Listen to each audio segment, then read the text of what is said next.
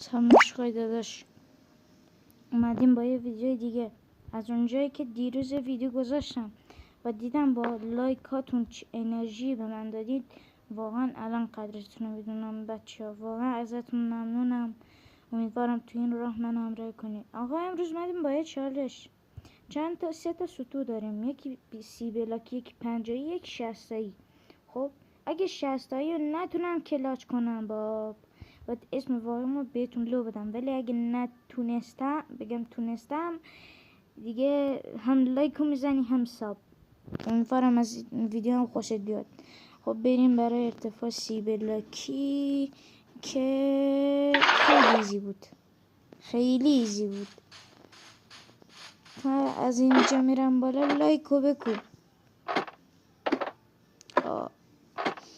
از اونجایی که گوشی من شیائومیه، یکم قطع کردنش برام مشکله، یعنی باید یه ویدیو دیگه هم بگیرم بهش بچسبونم که الان خودم به مغزم رسید، ولی دیگه ویدیوهای بعدی سعی میکنم همین کارو بکنم.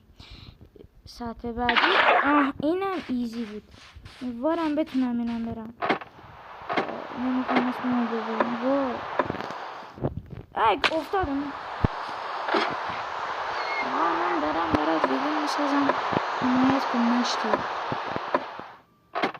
تا از اینجا برم بالا یکم طول میکشه. عجب بارونی میباره بابا. راستی بچه، اگه این لایک ویدیو رو به 100 تا برسونید، یه مود بهتون میگم که وقتی که بارون میباره همون پایین ماینا رو چی میگم، اون پایین رو خیس میکنه. یعنی اگه آب میاد از بالا، پایینم خیس میشه باش، مثل دنیا واقعی. هرچند اینو فکر کنم تو چنل مگس دیده بود. حالا این اول کنیم، بریم سراغ این ارتفاع. امیدوارم بتونم که